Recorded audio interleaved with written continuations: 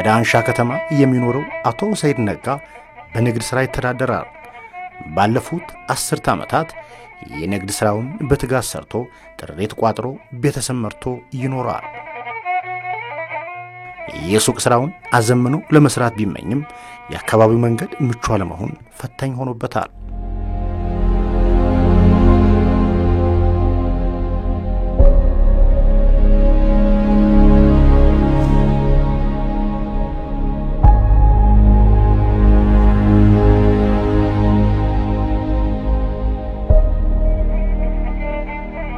በጣም አስቸጋሪ ነበር እዚህ አካባቢ።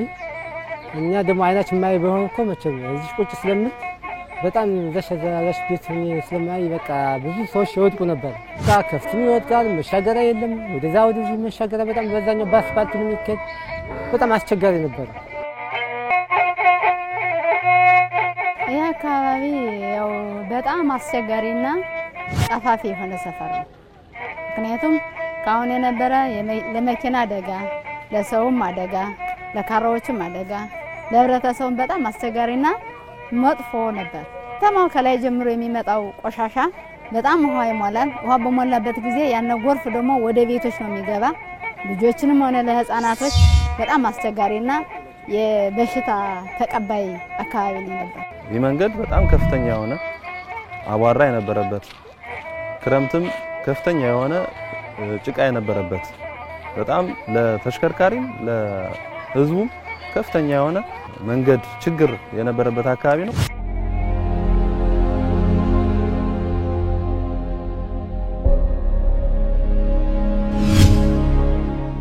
በዞናችን ብሎም በአገራችን ከፍተኛ የሆነ የቁም እንስሳ ግብይት የሚካሄድ በዳንሻ ከተማ ነው።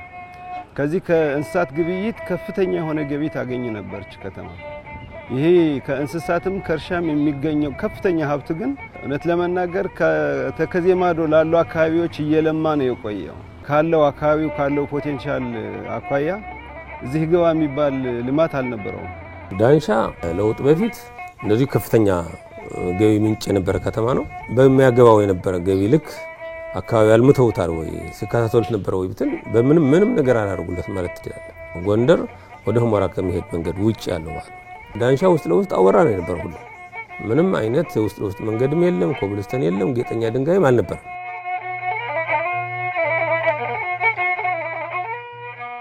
የወልቃይት ጠገዴ አማራ ማንነት ጥያቄ ተቀጣጥሎ ለውጥ እንዲመጣ የዳንሻ ህዝብ ብዙ ዋጋ ከፍሏል። ደሙን አፍሶ አጥንቱን ከስክሶ ነፃነቱን አረጋግጧል። ህዝቡ በትግል የፈሰሰ ደሙ ፍሬ አፍርቶ ነፃነቱን ከተቀዳጀ በኋላ የዳንሻ ክንዶች ተጣምረው ለልማት ተነሱ። ዳንሻ ከተማ ለለውጡ ትልቅ አስተዋጽኦ ካደረጉ ከተሞች ግንባር ቀደም ተጠቃሽ ናት። እንግዲህ እብሪተኛው ወያኔ ግፈኛው ወያኔ ፊት ለፊት በድንጋይ ከገጠሙ ወጣቶች መካከል ዳንሻ የሚገኙ ወጣቶች ናቸው። እነፍታለው መርሻ የሚባሉ ወጣቶች እጅግ በጣም ወያኔን ፊት ለፊት በድንጋይ መሳሪያ ለያዘ በድንጋይ የገጠሙ ወጣቶች ናቸውና መስዋዕት የሆኑ እሱና ሌሎችም መሰሎች ወጣቶች ለለውጡ ለማንነታቸው በፍጹም የማይደራደሩ ግንባር ቀደም ሆነው የታገሉ የትግሉ አስኳል ነች ብሎ መውሰድ ይቻላል። ነጽነታችን ማግኘታችን እኛ ነጽነትማ አሁን ለዚህም ፈጣሪ ለጉልበተኛም ላቅም ያለው አይደል። ነጽነት የሚሰጥ ፈጣሪ ነው። አሁንም ነጽነታችን እኛ በቃ ልማት ሲለማ ነጽነት እንዳገኘን እናውቃለን። በጀቱ ነጻነቱ ነው። ስለዚህ ነጻነቱ በጀቱ አድርጎ ስላሰበ ሁለንተናዊ ልማትን እዚህ ከተማ ወይም ደግሞ እዚህ አካባቢ ለማድረግ ዝግጁ ነው ማለት ነው። ስለዚህ መጀመሪያ ይሄን ስራ ሲሰራ እንደ ኮሚቴ 14 ከህዝቡ የተወጣጣ ኮሚቴ፣ 5 ደግሞ ከመንግስት አካላት የተወጣጣ ኮሚቴ 19 ኮሚቴ ሆኖ ሐሳብም ድጋፍም የሰጠነው ከህዝብ የተወጣጣን ኮሚቴ ነን ማለት ነው።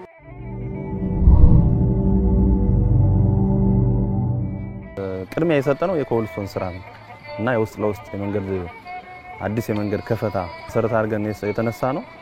ስንጀምር ከፍተኛ የሆነ እንትን ነው። ይሄ አፈሩ እንደምታዩት ብላክ ኮተን ነው ወይም ደግሞ በጣም ዋልካ ነው። ቁፋሮ ከ1 ሜትር ከ50 በላይ ቆፍረናል።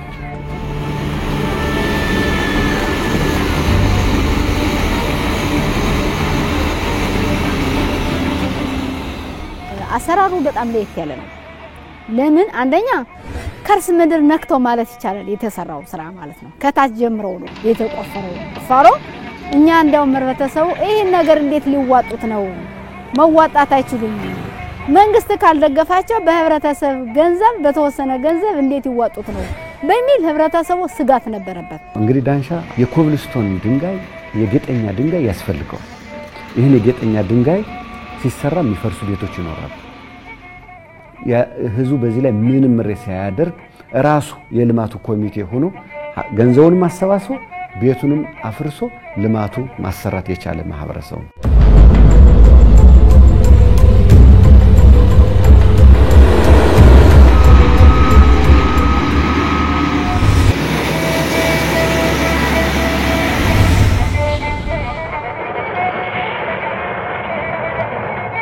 በዳንሻ ከተማ እየተገነባ ያለው ጌጠኛ መንገድ ዝርጋታ ሌት ከቀን ተሰራ።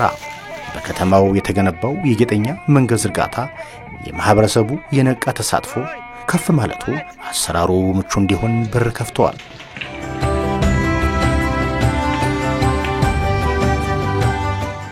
ይህን ስራ ሲሰሩ ተቀናጅተው ነው የሰሩት።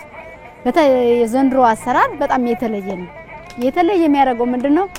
አንደኛ ከውሃ ልማት፣ ከመብራት ኃይል፣ ከቴሌ፣ ከመዘጋጃ ቤት፣ ካስተዳደር ካሉ ከመስሪያ ቤት እያንዳንዱ የሚመለከተው አካላት ተቀናጅተው ነው የሰሩት። ውሃ ልማት ውሃ ቧንቧውን ያነሳል፣ መብራት ኃይል ስለ መብራቱ ይከታተላል፣ ቴሌ ስለ ገመዱ ይከታተላል። በዚህ ምክንያት ህብረተሰቡም ሳይጎዳ እነሱም ሳይጎዱ በአፋጣኝ ደንጊያቸውን እያነሱ ነው የተሰራ ስራ። በመጀመሪያው ዙር ያው በ2015 ዓመተ ምህረት 800 ሜትር ያህል ኮብልስቶን በቀበሌ 1 በሁሉም ቀበሌ ነው። በሁለተኛው ዙር ደግሞ በዚህ ዓመት በ2017 ዓመተ ምህረት የጀመርነው እንግዲህ ወደ መጋቢት አካባቢ ነው የጀመርነው ስራውን የጀመርነው ወደ 1035 ሜትር ወይም 1 ኪሎ ሜትር አካባቢ የኮብልስቶን ስራ ሰርተናል። በአጠቃላይ በሁለቱ ዙር ወደ 1.8 ኪሎ ሜትር የኮብልስቶን ዝርጋታ ከፍተኛ ጥራት ያለው ስራ ነው። በነገራችን ላይ በስራ እድል ፈጠራም ከ100 በላይ ሰራተኞች የቀን ሰራተኛ ኮንትራክተሮች የተሳተፉበት ስራ ነው እና በጣም ከፍተኛ የሆነ የስራ እድል የፈጠረ ስራ ነው። በጥራትም በጣም ጥራት ያለው ስራ ነው የተሰራው። እንግዲህ ሜትር ከ50 ለአስፋልት ደረጃ ነው እንጂ ለኮብልስቶን አይቆፈርም። ግን በዛ ልክ ነው ቆፍረን እዚህ ደረጃ ያደረስነው ማለት ነው። እና ዓለም ዳንሻ አያሰማይ ከፉነ እንኳንስ የሰው ልጅ አይሰበር ዛፉነ ሲጀመር በጣም ደስታ ነው ሞት ነው። በቃ በደስታ በቃ እውነት ነው ውሸት ነው እያልን በቃ አላመንም ነበር ራሱ። ወዲያው ፈጥኖ እንደዚህ መሆኑ በጣም ደስ ነው ያለን። የህብረተሰቡ በጣም ደስ የሚለው ነው። ደስተኛ ነው ሰው ደስተኛ ነው። ያልተደሰተ ሰው የለም አይደለም። አካባቢው አላፊው በቃ ሄላ ቦታ አልፎ ሊሄድ በጣም የተደሰተ እውነት ነው አይደለም ያየ ነው።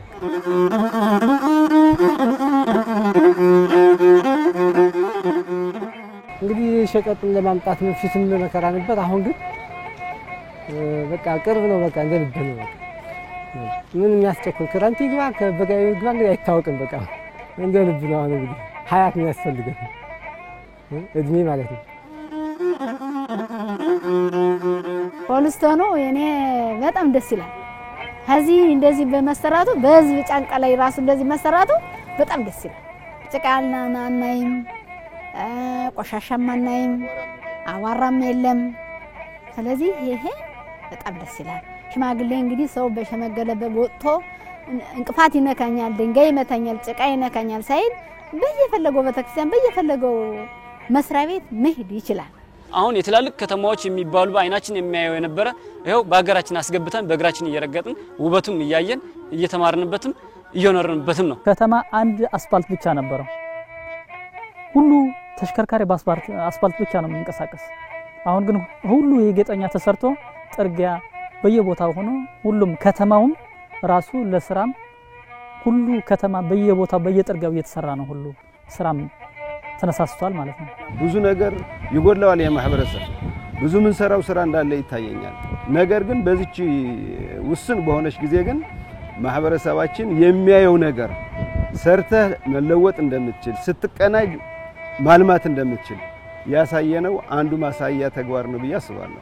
አንዱ ቀጠና ለቀጠና እንኳን እንዳይገናኝ ተደርጎ የነበረ ድልድይም ሰርተው መፋሰሻም ሰርተው ኮብልስቶን የሰሩት በጣም ሰፊ አንደኛ የጎን ስፋቱ ብታየው በጣም ደስ የሚል የውስጥ ለውስጥ በማይመስል ዋና መንገድ በሚመስል አስበው ሰርተውታል። እሱ አንዱ በጣም ደስ የሚል ነው። ለካ በአካባቢው ተወላጆች መመራት ጠቀሜታው ይሄ ነው ብለህ ታስባለህ። ወደ ማንነትህን መመለስ በራስህን መኖር እንዲህ አይነት ልማትም ይሰራል ብለህ ታስባለህ።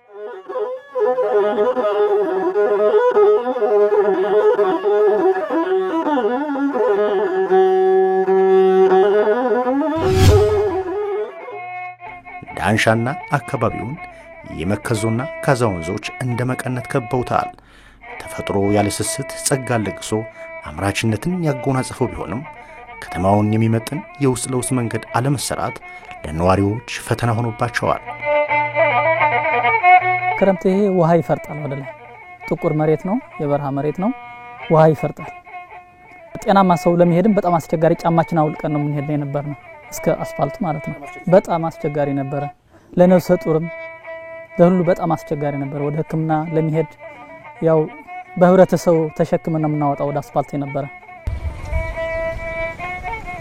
ካሁን በፊት የነበረው የአካባቢ በጣም አደጋ ነበር። ከዚህ አካባቢኛ ለመኖር ራሱ ሰው መጥቶ ኮሜንት ሰጥቶን ነው እንዴት ትኖራላችሁ ከዚህ በረሃ አይደለ እንዴት ብቻችሁ ቁጭ ትላላችሁ ምናምን ያለኛ ኮሜንት በቃ ስጋት የነበረበት ሰፈር ነው። ምንም አይነት ጥርግ ያልነበረው የነበረ ጭቃና ጎርፍ በጣም ከባድ ነበር። በድንጋይ የዘለልን ወደ አስፋልት ምን ወጣው የነበር ነው ማለት ነው። በቃ በጣም ከባድ ነው። ዋልካ ከሆነ አንፃር በጣም በቃ ምንም እዚህ መውጣት ራሱ ምን ነገር አለው እዚህ ያለስ ከባድ ጭቃ ነበር። እንግዲህ ዳንሻ ከተማ ከለውጥ በፊት ውስጥ ለውስጥ በጣም በርካታ የመዘጋ መሬትም አለበት። እንደገና ደግሞ ሽንጥሮች ይበዙበታል። ረግረጋማ ቦታ ነው። የመንገድ ከፈታም ጠጠር የሚባል ምንም አልነበረውም። ከለውጡ በፊት በጣም ህዝቡ ሲቸገር ነበር። ብዙ ችግር አስተናግዷል። በጣም ጭቃ ነው የሚሆንበት። ወጥቶ ለመግባት በጣም ክረምት ላይ ይቸገራል።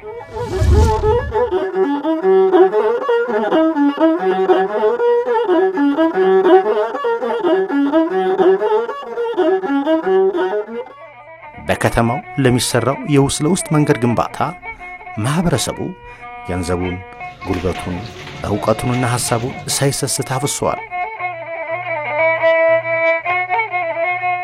የዚህ አካባቢ ያለ ህብረተሰቡ ብር እናዋጣለን በኪሳችን እናሰራዋለን ብሎ ተነሳስቶ ነው የተጀመረው ይጠርግ። በጣም ህብረተሰቡ በውዴታ ወዶ ብሩ ራሱ ነው ያወጣው ማለት ነው። እዚህ አካባቢ መጀመሪያ አካባቢ ነው ያወጣው። እዛ ወደ ከተማው ገባንና በስብሰባው ህዝቡ በስሜታማ ነው ያወጣው ብሩ ማለት ነው። ለጥርጋ ከተባለ ሁሉ ነው የሚከፍል። ነገሮች በጠበው ሰዓት ይመሰራት ለውጣለው እንጂ ለውጣለው። ምክንያቱም ባጀት በሌለበት ሰዓት ይመሰራት ማለት እኛ ብርቅ ነው የሆነብን። ከዚህ አካባቢ ራሱ መቼም ይሰራልና አላሰብነውም። አንድ አመት አይሆንም ራሱ የተሰራው ማለት ነው። ምክንያቱም ሰው ምን ያህል ፍላጎት እንዳለው ማለት ነው። ይሄ አካባቢ አይደለም ቤት ሊሰራበት በዚህ አካባቢ ራሱ ሰው አይመጣም ነበር። አሁን ግን የተሻለ በቃ ያልጠበቅነው ስራን የተሰራልን ማለት ነው። የትራፊክ ጭንንቁ የመጨናነቁ እንዲቀንስ ነው የሚያደርገው። የተሽከርካሪ የመከፋፈል የተለያዩ መንገዶች እንዲጠቀሙ ያደርጋል። ፕላስ እነዚህ ካሮ፣ ሳይክል እና ከባድ መኪናዎች የሚባሉ የተለያዩ አማራጭ መንገዶች እንዲጠቀሙ ያደርጋል። አገልግለናል፣ ጥሩ ውጤት አምጥተናል እያልኩ እየተኮፈስኩኝ አይደለም። ግን በዚህች ኢቨንት በሆነች ፐሬድ ኦፍ ታይም ለማህበረሰባችን ከማህበረሰባችን የሰበሰብነውን ሀብት ሰርተህ ማሳየት እንደሚቻል አሳይተናል። በጀትም ሳይመደብ ለመሰረተ ልማት መንግስት ሳይመድብልን በማህበረሰቡ ተሳትፎና በውስጥ ገቢን አሰባስቦ አስተዳደሩ አስቦ በመስራቱ ምን ያህል ለውጥ እናመጣ። 27 ዓመት ያን አካባቢ ሲያስተዳድር በህጋዊ ግን ምንም አይነት ልማት አላደረጉለትም እና ለውጡ ይሄን ይመስላል ማለት ነው። አሁን ከአንዱ ቤት ወደ አንዱ ቤት ክረምት ወጥተ መግባት አትችልም። ስለዚህ ያጠጠር መንገድ በጣም ማንዳቶሪ በጣም ፋንዳሜንታል ነው የነበረው። ስለዚህ ያን መሰረት ተደርጎ ተሰርቶለት ድልድዩም ተሰርቷል። አሁን ህዝቡ በቀላሉ ወጥቶ መግባት የሚችልበት አውድ ተፈጥሮለታል። ይሄ አንዱ የለውጡ ትሩፋት ነው። በልጆች የመመራት እድል በማግኘቱና ህዝቡ ደግሞ ቀናኢ ሆኖ በመሳተፉ በማስተባበርም በጣም ትልቅ አስተዋጽኦ ያበረከተ ከተማ ህዝብ ነው።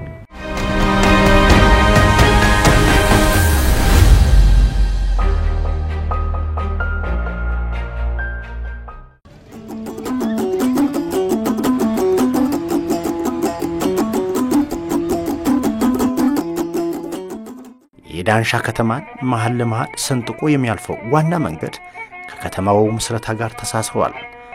በዘመናት ዕድሜው ወደ ዳንሻ ከተማ በርካታ የጭነት ተሽከርካሪዎች የሚገቡ በመሆኑ የመንገዱን ጫና አክፍቶታል።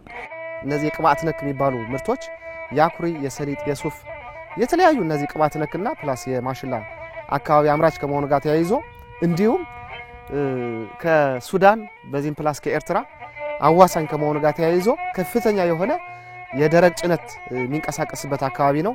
ይህንን ታሳቢ በማድረግ ተሽከርካሪ አብዛኛው የነዚህ የደረቅ ጭነቶች አስፋልት ላይ ነው የሚቆሙት የነበሩና አሁን እነዚህ የትራፊክ አደጋ እየፈጠረብን ስለነበረ ይህንን የጥገና ስራ በማከናወን አጠቃላይ የደረቅ ጭነቱ መኪናዎች መናኸሪያ ላይ በፓርኪንግ እንዲቆሙ እያደረግን እንገኛለን ማለት ነው። መናኸሪያው በተለይ እዚህ አካባቢያችን መናኸሪያ ሰፊ ነው። የህዝብ መመላለሻም ለብቻው ነው፣ የጭነትም ለብቻው ነው እና ጥሩ ነው ብዬ ነው ማስቀምጠው ማለት ነው። የብቻው መሆኑ ህብረተሰቡ እንደ ልቡ ገብቶ ይሳፈራል። የህዝብ ከህዝብ መመላለሻው የጭነት የፈለገ ደግሞ በጭነቱ ገብቶ በዛኛው እንደ ልቡ ስራውን ይሰራል ማለት ነው። የዳንሻ የሁሉም ማዕከል በመሆኗ የመጨናነቅ ሁኔታ ስለሚፈጥር የተሽከርካሪዎችን ባስ ስቴሽኑ የደረቁንም ለዛ የሚሆን የግንባታ ስራ ጀምረዋል። ይሄን ለቀጣይ ተሽከርካሪዎች የመጨናነቅ እንቱን ይቀንሳል። አገልግሎት አሰጣጡ ፈጣን ቀልጣፋ እንዲሆንም የትራንስፖርቱ ዘርፍም የማዘመን ስራ ተጀምሯል።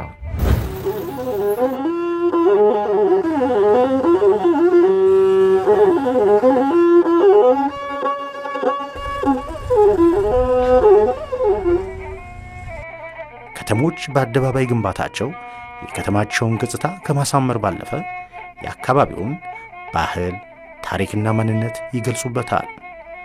የዳንሻ ከተማ ዘመናዊ አደባባይ እንዲኖራት በማድረግ አሮጌ መልኳን ለመቀየር ጥረት ተደረገ። እንግዲህ ስንነሳ አደባባይ የላትም ከተማዋ። ስለዚህ አደባባይ ያስፈልጋታል።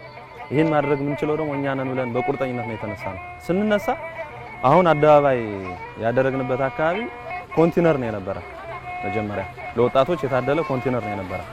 ኮንቲነሩ መጀመሪያ እዛ ያለውን ወጣት በማግባባት ለከተማ ምን ያህል አስፈላጊ እንደሆነ አደባባዩን በማስረዳት ወጣቱ በጣም ፍቃደኛ ሆኖልን ኮንቲነሩን በማንሳት በሚገርም ሁኔታ አሁን ያው ማየት ይቻላል በጣም ጥሩ ዲዛይን አውጥተን ወደ ስራ ገብተናል።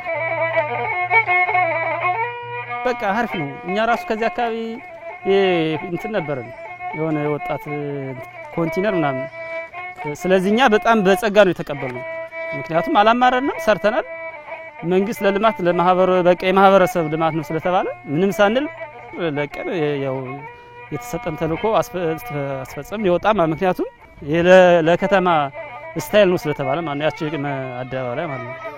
ስለዚህ ደስ ብሎ በፍቅር ማለት ለከተማችን ከሆነ ችግር የለም በማለት ማለት ነው። ስለ አዲስ ልማቱ ሲሰራ ሁሉ ነገር ልማቱ እዚህ የመዞሪያ ሁሉ ሀገር መጠራቀሚያ ሁሉ አካባቢ ሰው የገጠሩ የሁሉ የልማት ሀገር ስለሆነች እቺን በመሰራቷ ደግሞ ብዙ ለውጥ ያሳያል እና እኛ በጣም ተደስተናል። ይሄ እኔ አሁን ፊት የሆነ ቆርቆሮ እንትን ብሎ በቃ ምንም የቋሸሸ ቦታ ነው ነበር። ዳንሻ አሁን ነው የምትታወቃለች እና እስከዛሬ አታወቅም። አሁን ትልቅ ከተማ ሆና ያው ወደ ባህር ዳር እየተቀላቀለች ነው ብዬ ነው ማሰበው። አደባባይ ሊኖረን ይገባል ብለዋል። አሁን ወደ ጎንደር መውጫ፣ ወደ ጠገዴ መውጫና ወደ ሆመራ ወደ ከተማው መግቢያ አደባባይ እየሰሩ ነው። እሱ ላይ ኮሪደር ብለው ነው እነሱ የሚሰሩት እና ጥሩ ነው። እኛ ወደፊት የተሻለ ነገር እናያለን እናስባለን። መንገድ አንድ መንገድ በመኖር ውስጥ ለውስጥ ሲከፈት አደባባይ ያስፈልጋል። ይሄን አደባባይ መገንባት አለበት ብሎ በልዩ ዲዛይን ተሰርቶ የአደባባይ ኮሪደር ልማት ያስፈልገዋል ተብሎ አደባባዩ ምርጥ ዲዛይን ነው የወጣለት። ይሄን አደባባይ ከዛ ላይ የነበሩ ቤቶች አፍርሰው ያን አደባባይ በዲዛይን በሳይንሳዊ በኢንጂነሪንጉ የተደገፈ ውበት ያለው ታሪክ ያለው ለራሷ መለያ አድርጎ ለመጠቀም የታሰበ አደባባይ ነው። ስለዚህ ይሄን የአደባባይ ኮሪደር ልማት አሁን ጀምረውታል። በዚህ ዓመት ቀጣዩ ይጠናቀቃል ብለን እናስባለን።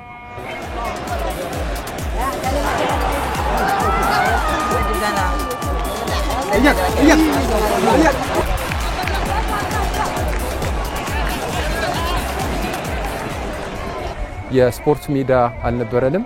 የስፖርት ሜዳው የቮሊቦልም የእግር ኳስ ሜዳም ባያችሁት መልክ ሜዳው የተጠረገበት አጋጣሚ ነው ያለው። ቢትወደድ አዳነ ትምህርት ቤት ሁለተኛ ደረጃ ትምህርት ቤት ስቴዲየም ገንብተናል። ይሄ ስቴዲየም አንድም ለወጣቱ ማዘውተሪያ ቦታ ይሆናል፣ ሁለትም ደግሞ ከተማ በምታዘጋጃቸው የአንዳንድ የስፖርት ውድድሮች እንደ አማራጭ ስቴዲየም እንጠቀምበታለን ብለን አስበን ነው። ወደፊት መቀመጫዎች እና የተለያዩ ግብአቶችን እናሟላለታለን ብለን ነው በቅድ ያዝነው ማለት ነው። አንድ ስቴዲየም ነው ያለችና እሷንም ከፍተኛ ስራ የሚጠይቅ ስለሆነ ከፍተኛ ሀብት የሚጠይቅ ስለሆነ ለማዘጋጀት ያህል አዘጋጅተናል። ይሄን መነሻ በማድረግ በሁለት ትምህርት ቤቶች የስፖርት ማበልጸጊያ ሜዳ ለማዘጋጀት ሞክረናል። የሚጎድለው ነገር አለ፣ ነገር ግን ከጅምሩ ጥሩ የሆነ አፈጻጸም ያለን ይመስለኛልና ብዙ የሚጎድሉ ነገሮች አሉ፣ ግን ጥሩ የተሰሩ ስራዎች እንዳሉ መወሰን መቻል አለበት።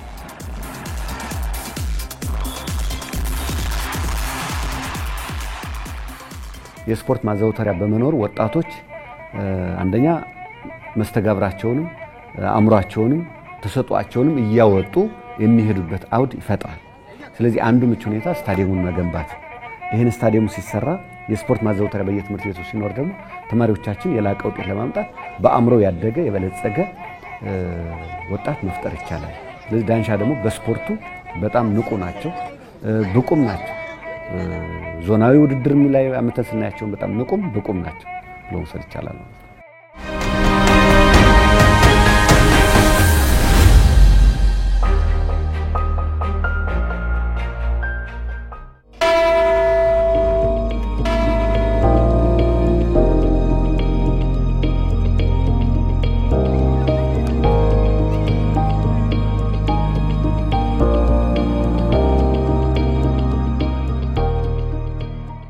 በዳንሻ ከሚገኙ ትምህርት ቤቶች መካከል የፊት አውራሪ መስፍን ረዳ ትምህርት ቤት አንዱ ሆኖ ይጠቀሳል። ትምህርት ቤቱ በ2007 ዓ.ም በ3.7 ሄክታር መሬት ላይ ተገንብቶ 226 ተማሪዎች ይዞ ማስተማር ጀመረ። ዛሬ ትምህርት ቤቱ 1160 ተማሪዎችን ይዞ በ23 የቆርቆሮ ክፍሎች ለማስተማር ቢጥርም ደረጃውን የጠበቀ የመማሪያ ክፍሎች አለመገንባትና ቁሳቁሶች አለመሟላት የመማር ማስተማር ስራውን ፈታኝ አድርጎታል።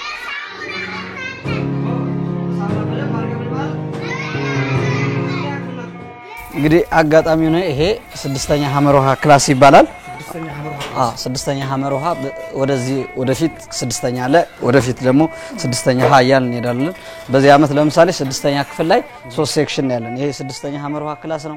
45 ተማሪዎች የሚማሩበት ክላስ ነው። አንድ ወንበር ላይ 12 ተማሪዎች እዚህ ላይ ቁጭ ይላሉ። ያለ ጠረጴዛ ኖርማል እንዲህ ነው የሚቀመጡት። እቺ ነው የሚቀመጡት። መደገፊያ የላቸውም።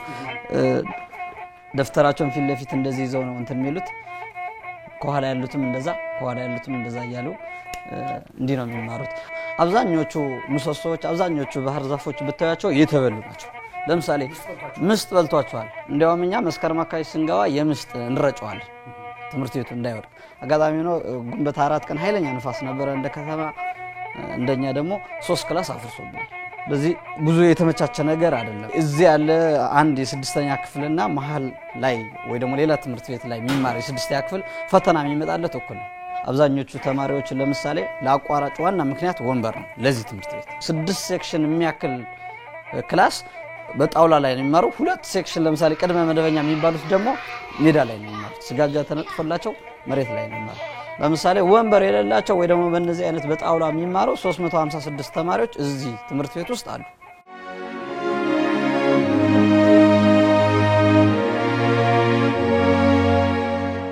ለምሳሌ አብዛኞቹ የፈራረሱና የተጎዱ ክላሶች ናቸው። የሰሌዳ ችግር አለ። በይበልጥ ደግሞ ወደ 356 የሚያክሉ ተማሪዎች የወንበር ችግር አለባቸው። የሚማሩበት የነበረ ክላስ በጣም የከፋና ለተማሪዎቹ የማይመጥን ቦታ ላይ ነው ሆኖ የሚማሩት ያለ ማለት ነው። ይህ ደግሞ ተማሪዎቹ መያዝ ያለባቸውን ዕውቀት እንዳይዙ ያደርጋል። ወንበር አለመኖር የፈረሰ ወንበር አለ። መምህር ጌታችን ባል ነበር አንዴ የነበረ የደረሰ ወንበር እዚህ እሱ ያመጣው ወንበር ስኩል ሄዶ አመጣው። አሁን እሱ ላይ ፈርሷል። ወንበሩ የለውም። መዝጊያውም ተው ያለው የፈረሰ ቦታ ነው ቦታው። አጥሩም ተባዶ ምድረ በዳ ነው ያለ። ተማሪው አይቀመጥም እዚህ። በዚህ ወጥተው ይሄዳሉ ወደ መከዙ፣ በዚህ ወጥተው ሸዋ ይሄዳሉ። በጣም ችግር ያለ ቦታ ነው ትምህርት ቤቱ።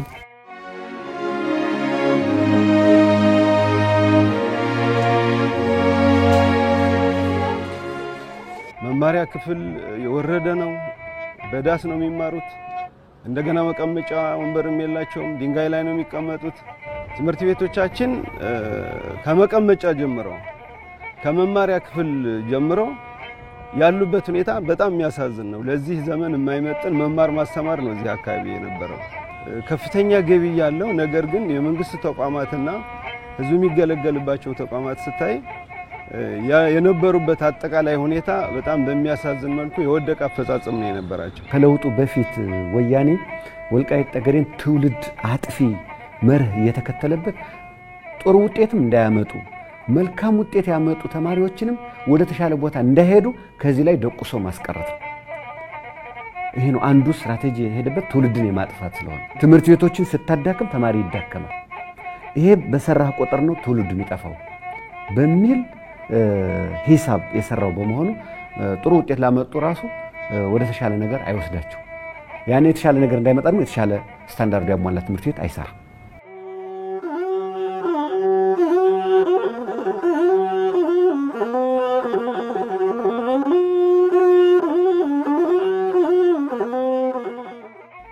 የተጎሳቆለውን የፊታውራሪ መስፍን ረዳ ትምህርት ቤት ለማሻሻልና አዲስ የመማሪያ ክፍሎችን ለመገንባት የዳንሻ ክንዶች ተያያዙ። ያው ከኋላ የምታዩት በአልማ አስተባባሪነት በ4.6 ሚሊዮን ብር አንድ ብሎክ ወይ ደግሞ 4 መማሪያ ክፍሎች በመሰራራት ላይ ይገኛል ትምህርት ቤቱ። ይሄ ህንጻ መገንባቱና ይሄ ህንጻ መሰራቱ ግን ተማሪዎች ትምህርቱን ፈልገውትና አፍቅረውት እንዲማሩ የሚያደርግ ጉዳይ ነው የሚሆነው። አቋራጭን ይቀንሳል። 4 ክላስ የሚያክል ደግሞ በጣም ብዙ ነው። በትንሹ እንኳን በ50 ተማሪ ብናስበው 200 የሚያክል ተማሪ ይችላል። ስለዚህ 4 ክላስ መገንባቱ ለማህበረሰቡም ለአካባቢው እንዲሁም ለተማሪዎቹ ጥሩ ስነ ልቦና እንዲሁም ጥሩ ትምህርት እንዲሰንቁ ያደርጋል። በጣም ደስ አለው። ደስ ብሏቸዋል። እንኳን ደስ ነው ያኛም ደስ ብሎኛል። እኔም ደስ ብሎኛል። በራሱ በዚህ ደስ ማለቱ እዚህ መሰራው ደስ ይላል። አንድ ሰው እኮ ጥሩ ወጥና እንጀራ ሲበላ እኮ ደስ ይለዋል።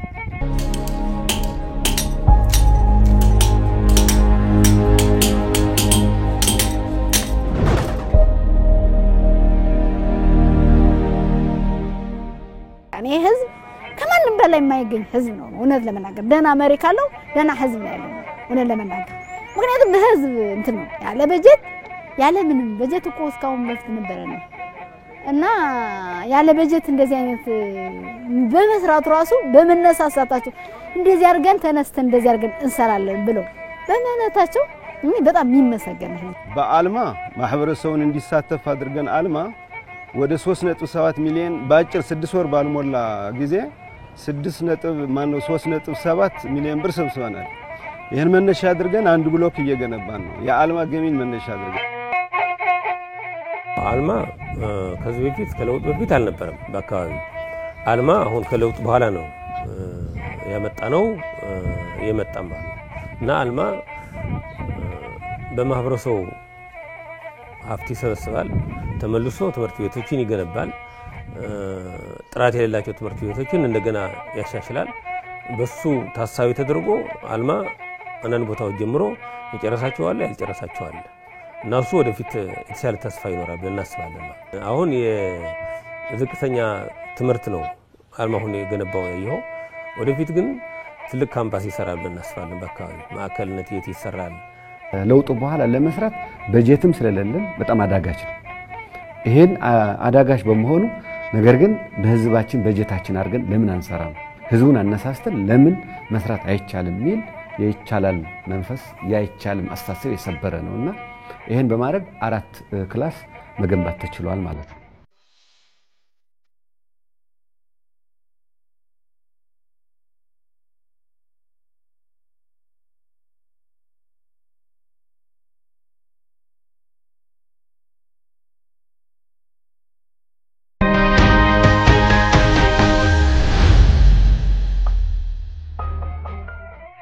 የዳንሻ አንደኛ ደረጃ ትምህርት ቤት በርካታ ትውልዶችን በቅብብሎሽ ያስተማረ ቢሆንም በመማሪያ ክፍሎች ጥራት መጓደል ምክንያት የመማር ማስተማር ስራውን አስቸጋሪ አድርጎታል።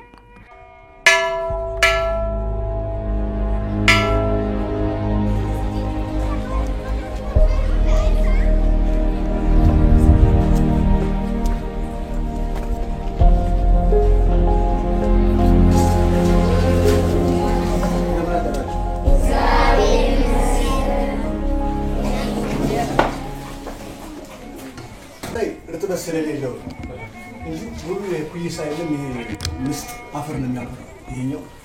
ስለዚህ አንድ ከዘንድሮ ውጪ አያገለግልም እንደማለት ለቋል። ይሄኛው በሙቁይ ይሄ ባህር ዛፍ ነው። ይሄ በባህሪ ባህር ዛፍ እዚህ አካባቢ ላይ አገልግሎት አይሰጥም። የተወሰነ ጊዜ ብቻ እኔ የወራ እንጨት ስለሆነ እንጨቱ የተመረጠ እንጨት በመሆኑ እስካሁን ይቆያል። ይሄ ግን ባህር ዛፍ ሲሆን እንደዚህ በሙሉ እነዚህ እንጨቶች በሙሉ ይለቀቁ ናቸው። ስለዚህ ብዙ የግልጋሎት እድሜ የለውም ማለት ነው። በዚህ መልክ የተሰራ ህንጻ ነው። በዚህ መልክ የተሰራ መማሪያ ክፍል ከ4 ከ5 ዓመት ድረስ እንደ እንትኑ አያገለግልም። እንደሚጠበቀው ልክ ነው ማገልገል የሚችለው 2 ዓመት 3 ዓመት። ይሄ ራሱ በተለይ ንፋስ ሲነፍስ እነዚህ ክፍሎች መማር አያስችልም። እነዚህ ቆርቆሮች ይጮሃሉ ማለት ነው።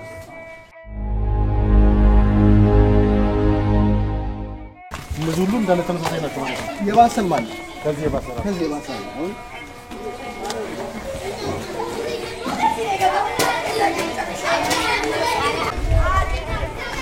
አደጋ ነው። በጣም አደጋ ነው።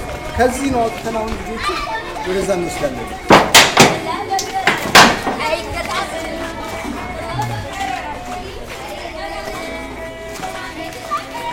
ከለውጥ በፊት የተሰሩ ቆርቆሮ በቆርቆሮ ክላሶች ናቸው። አካባቢው ምስጣማ ነው። እንጨቶችን ምስጥ ይበላቸዋል፣ በልቷቸዋልም። አሁን ቆመው የምታዩቸው እነዚህ ህንጻዎች በሙሉ ቆርቆሮዎች ብቻ ናቸው ቆሙት። እንጨቱ በሙሉ ተበልቷል። ለህፃናት አደጋ ነው። ተገነጣጥለዋል። ግማሾቹ በሽቦ የታሰሩ ናቸው።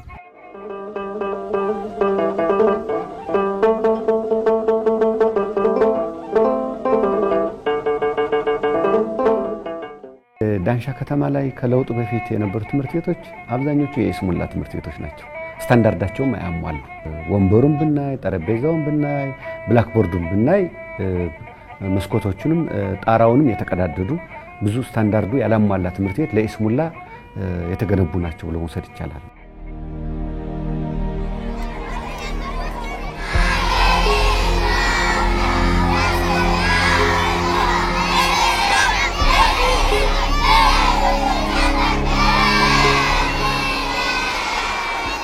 ትምህርት ችግርን ተረድቶ በጥበብ የሚሻገር ትውልድ ለመፍጠር ወሳኝ ሚና የሚጫወት መሆኑ ይታመናል። የዳንሻ አንደኛ ደረጃ ትምህርት ቤት ያጋጠመውን የመማሪያ ክፍሎች እጥረት ለመፍታት በቅንጅት እንቅስቃሴ ተደረገ። እጅግ በጣም ደረጃውን በጠበቀ ሁኔታ ውስጡን ሄዳችሁ አይታችሁት ከሆነ በጣም በሚያምር ሁኔታ ተሰርቶ አጠናቀው አሁን ለምረቃ እየጠበቅን ነው ያለው። ሴክሽኑ በሴክሽን ደረጃ ነው የምቆጥረው። ምክንያቱም በአንድ ሴክሽን ከ60 እስከ 70 የሚሆን ተማሪ ነው የምንይዘውና 4 ሴክሽን ነው ሙሉ ሴክሽን የሚይዝልን። ይሄ ማለት ለቀጣይ በያዝነው እንቅስቃሴ 5ኛ ክፍል ቀጣይ አሁን ከ1 እስከ 4ኛ ክፍል ያሉት በሙሉ ህንጻ ውስጥ ነው የሚማሩት። ከ5 እስከ 8 ያሉት ቆርቆሮ ክላስ ውስጥ ነው የሚማሩት። እድሜያቸው የተሻለ ነው ብለን ገምተን ያን ያደረግነው። አሁን ግን እነዚህ 5ኛ ክፍሎች በራሱ ህፃናት ናቸው ቀጣይ የሚገቡት ማለት ነው። 5 ሴክሽን 4ቱን ይሸፍናል ማለት ነው። እጅግ በጣም ትልቅ ድጋፍ ነው የሚያደርገው ለትምህርት ቤት።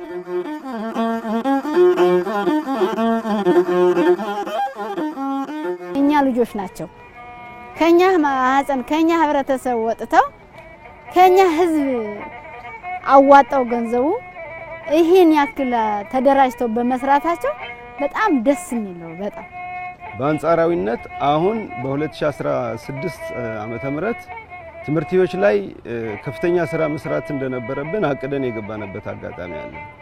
ይህን መነሻ አድርገን በ2017 ዓመተ ምህረት 2 ብሎክ ገንብተናል።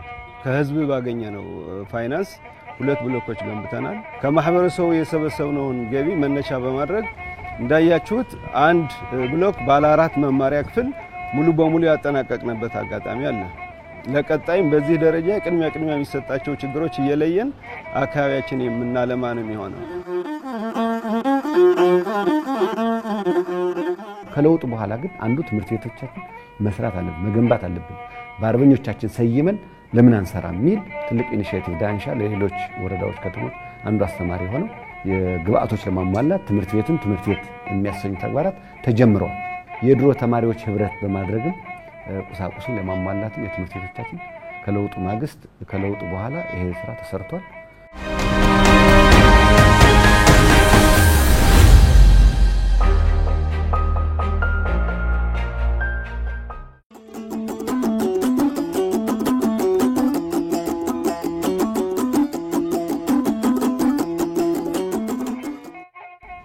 የዳንሻ አካባቢ ባለፉት ዘመናት መልከ ብዙ የሆነ የአምራችነት ጸጋን ቢታደልም ከጥሬ ዕቃ አምራችነት መሻገር አልቻለም። የዘመናዊ ፋብሪካ ድምፅን ተርቦ ለዓመታት ኖረዋል። ከነጻነት ማግስት የከተማ አስተዳደሩ አቅምን ወደ ጉልበት ለመቀየር ለአልሚ ባለሀብቶች የልማት ጥሪን ዘረጋ። እኛ ሀገራችን ነግረህ ወርቅ ናት። ሀገራችን ከየትም ቢቀዳ ማያልቅባት ከከብት ይሁን ከሰሊጥ ይሁን ከእህል ይሁን ማይቀዳባት ናት እና እኛ ወደፊት እኛ የምንፈልገው ከዚህ የምንፈልገው ትልቅ ትካል ያስፈልገናል። እንደ ሰሊጥ ማሽን እንደ ከብት ማሽን ወደ ውጭ እንደሚሄድ ያስፈልገናል። ስለዚህ ይሄ ከተማ አላልን ለኛ ለወደፊቱ ያለን ነገር ብዙ ይጠብቀናል። ባለሀብቶቻችን ኢንቫይት ነው ያደረግነው 2016 2015 ጀምረን የፕሮሞሽን ስራ ነው የሰራነው። ወደ 36 የሚሆኑ ፕሮፖዛሎች ቀርበው 24 የሚሆኑ ፕሮፖዛሎች ከፍተኛ ድጋፍ አድርጎልናል። በዚህ አጋጣሚ የዞኑ ከፍተኛ አመራሮች እስካሁን ወደ 26 የሚሆኑ የኢንቨስትመንት ጥያቄ የጠየቁ ባለሀብቶቻችን ያው ፍቃድ ሰጥተን ወደ ተግባር ገብተዋል። አንውልም አናድርም። ኢንቨስትመንት የሚጠይቅ አንዳንድ ባለሀብት ብዙ ቢሮክራሲ አናበዛ። ያው በጀርባዬ የምታየው ሞዴል ከምንላቸው ባለሀብቶቻችን በደረጃ አንድ የሚጠቀስ ነው። ቀጥታ እንደሰጠነው ቀድሞ ወደ ልማት ነው የገባው። ቀላል የማይባል ስራ አጥም ሸፍኖልናል። ስለዚህ እኛ ለኢንቨስትመንት ጥያቄ ለሚጠይቁ ባለሀብቶቻችን ወዲያውኑ ምላሽ በመስጠት ደረጃም አቅማችን በፈቀደ ላይታች ያለ ነው። ዋናው ዓላማችን ምንድነው? አኩሪ አተር እዚህ በሰፊ ይመረታል። ምርቱ ይሄዳል። ሄዶ እንደገና ነው የአኩሪ አተር ምርት ዘይት ነው ወደኛ የሚመጣ። ሰሊጡ ሰሊጥ አሁን እዚህ ይመረታል፣ በሰፊ ይመረታል። የምንታወቀው በሰሊጥ ምርት ነው። በጥራት ባለው ሰሊጥ ነው የምንታወቀውና ምርቱ እዚህ ተመርቶ ተቀነባብሮ እንደገና የሰሊጥ ዘይት ወደኛ ይመጣል ማለት ነው። ስለዚህ ለአርሶ አደሩ ከፍተኛ የሆነ ጥቅም አለው። ምርቱ ለማጓጓዝ የሚያወጣው ሀብት አለ።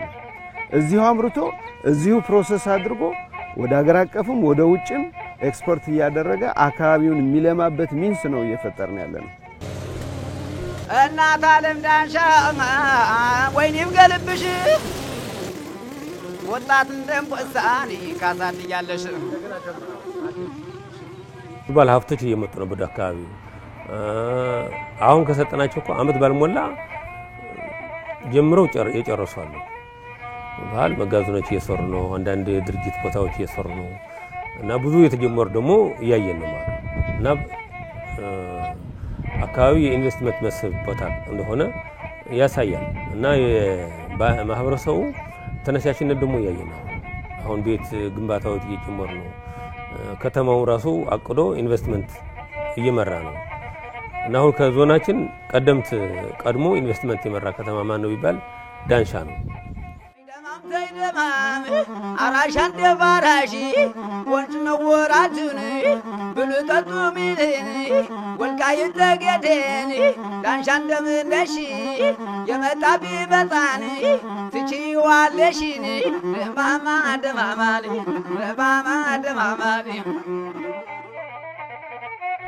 ከነጻነት ማግስት በዳንሻ ከተማ እየተሰሩ የልማት ስራዎች በህዝብ ክንድ የተሰሩ መሆናቸው የማህበረሰቡን ደስታ ከፍ አድርጎታል። መነሳሳትና አንድነቱንም አጥብቆታል። ይሄን የልማት ስራ አስፋፍቶ ለመስራት ቢታሰብም በጀት አለመኖሩ ማነቆ ሆኖባቸዋል። ይህ በመንግስት አሁን እዚህ ይታወቃል፣ ባጀት የለውም። አሁን አካባቢ በሞራል ነው በቃ ገብቷል። ለልማት ካልከው ወደ ህዝቡ ማህበረሰቡ ወደ ኋላ አይልም። ብቻ የሆነ ስራ ይጀመርለት እንጂ ምንም አይነት ያው ባጀት የለውም። እዚህ ይታወቃል። ያው በህዝቡ በዚህ አካባቢ ያሉ ወንድሞቻችን መንግስት ሰራተኞች በእነሱ ሞራል የተሰራው ማለት ነው። ፌደራል መንግስት እስካሁን አፋጣኝ የሆነ ምላሽ ባለመስጠቱ በተለይ ከልማት ርቆ በመኖሩ ካሁን በፊት በነበረው ጊዜያት ከህብረተሰቡና ከአካባቢው የቆዳ ስፋት ጋር ተያይዞ ከፍተኛ የሆነ የልማት ተጠቃሚ አልነበረም። ስለዚህ አሁን የህብረተሰቡ ህልህና ቁጭት በመግባት በራሱ በጀት ወደ ልማት እየገባ ይገኛል ማለት ነው። በጀት ቢኖር ምን ማይሰራ ነገር አለ? ሌላ ፋብሪካዎች ይሰራሉ። የጠጥ ማምረቻው ሁሉ ልማት ወዚህ ስለሆነ ሁሉ ማይደረግ ነገር የለም። ግን የበጀት ችግር ሊኖር ይችላል። አሁንም አዋጥተን ቢሆን እንሰራዋለን ብዬ ነው የማስበው። ዋና በጀት ቢኖርማ ብዙ አለ እኮ መብራትም አለ። አሁን የአካባቢ መብራት የለም፣ የመብራት ችግር አለ። ሌላ ደግሞ እንደ ሌሎች ሀገር ራሱ መናኸሪያው በሌላ በአስፋልትን በዛ ቢሰራ ጥሩ ነበር። እሱን ክፍተት ጎደሎ ስላለ እሱን ይሟላ ነበር ማለት ነው። እያንዳንዱ ዜጋ የራሱ በጀት አለው። የሀገራችን ህግም ህገ መንግስትም እንደሚፈቅደው እያንዳንዱ ዜጋ ለራሱ የተመደበለት በጀት አለ። ስለዚህ እንደ ዜጋ ቆጥሮ መንግስት በጀት ሊመድብ ይገባል። ይሄ የመብት ጥያቄ ነው። በጀት የማግኘት መብት አለን። በእኛ ልክ በዜጎች ልክ ተቀምሮ የተቀመጠ በጀት አለ። ተደምሮ በጀታችን ልናገኝ እንድንለማ ደግሞ ግዴታ መንግስት ግዴታው ነውና ሊያለማን ይገባል። አንጻራዊ የሆነ ልማት ከየትም ያመጣ ነው አይደለም። በዞን የተሰጠ በጀት የለም፣ በክልል የተሰጠ በጀት የለም። ከማህበረሰባችን ኪስ የወጣ ነው። ዶሮ እየተሸጠ የተሰጠበት አጋጣሚ አለ። ፍየል እየተሰጠ የተሰጠበት አጋጣሚ አለ። ከቤት ክራይ ቀንሶ ለልማት ብሎ የሚሰጥህ ሰው ቁጥሩ ትንሽ አይደለም። ስለዚህ ማህበረሰቡ አልማ ብቻ አንተ የሰጠህ ነገር ወደሚጨበጥ ወደሚዳሰስ ተግባር አሳየው እንጂ ማህበረሰቡ አይደለምና በገንዘቡ በጉልበቱ ከፍተኛ የሆነ አስተዋጽኦ የሚያበረክት ጥሩ የሆነ እሴት ያለው ማህበረሰብ ነው ወልቃይት ጠገዴና ይሄ ከፍተኛ የሆነ እድል ፈጥሮልናል ብዬ አስባለሁ።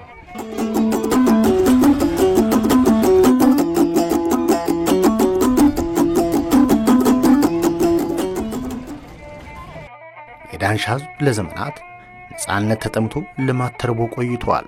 ከነፃነት ማግስት በህዝብ ክንድ የተሰሩ የልማት ስራዎች በህዝቡና አመራሩ የተፈጠረውን ጠንካራ ቅንጅት ያመላከተ ሆነዋል። እኔ እጅግ በጣም ማመሰግነው ከተማ አስተዳደሩ ነው። በመጀመሪያ ለትምህርት ያለው ትኩረት በተለይ በአሁኑ ወቅት ለትምህርት ያለው ትኩረት እጅግ ሰፊና ጥልቅ ነው። እያንዳንዷን ጉድለታችን እያንዳንዷን ክፍተታችን ከኔ ከርዕሰ መምህሩ በላይ ስለ ትምህርት ቤቱ ከተማ አስተዳደሩ ያውቃል። ስለዚህ እጅግ እናመሰግናለን። በየጊዜው ይጎበኙናል፣ በየጊዜው ይጠይቁ። አቅም ማነስ ካልሆነ በቀር እኛን ገንብቶ ወይ ደግሞ ትምህርት ቤቱን ትልቅ ደረጃ ለማድረስ የሚደረገው እንቅስቃሴ ከፍተኛ። እዚህ ሳላመሰግን አላልፍም። አስተዳደሩ በጣም የሚመሰገን ነው።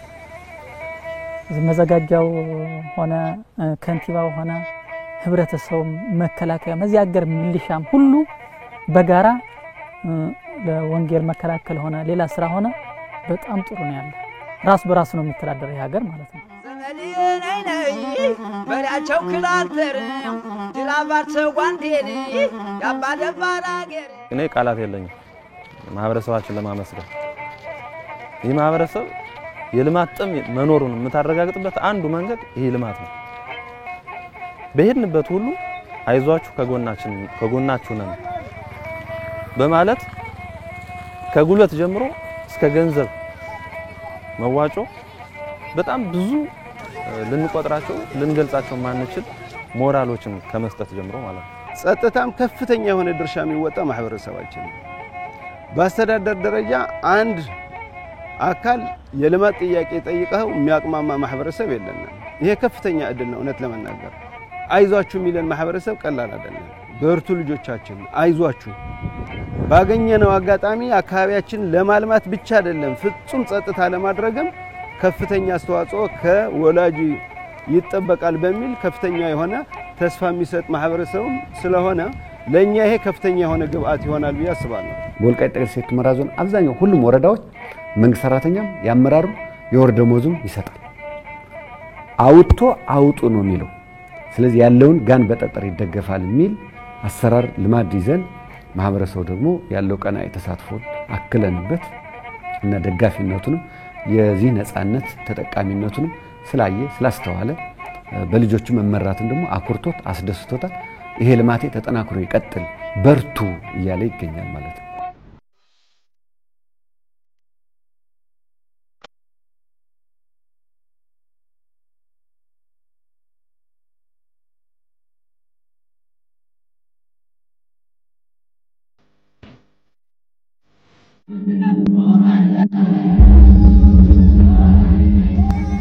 የወልቃይት ጠገዴ አማራ ማንነት ጥያቄ አብቦ ፍሬ የታየበት የዳንሻ አካባቢ ደምና አጥንቱን ገብሮ ማንነቱን አስጠብቆ የአባቶቹን ርስት አጽንቷል። ከነጻነት ማግስት የዳንሻ ክንዶች ተጣምረው የተጀመረውን የልማት ሥራ ሌት ከቀን አጠናክረው መስራታቸውን ቀጥለዋል።